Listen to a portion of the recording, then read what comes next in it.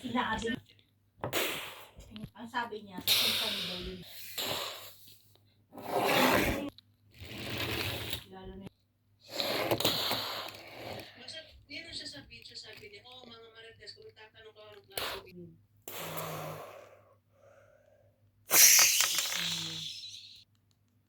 sabi niya.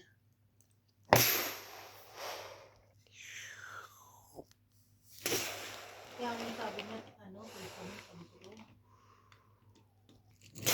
Kasi yung ito ko, pinang-birthday ko nung Japanese kong boyfriend sa akin eh. Sabi, ang dami ko mga gamit ko tapos nung uwi ako ng Pilipinas, benta ko sila. Tapos sabay, pinag-hirap ka. Pag binenta ko siguro to, mahigit 1,000 plus ito. Tumagay na kasi dyan kasi maraming ano. Fake payment. Maraming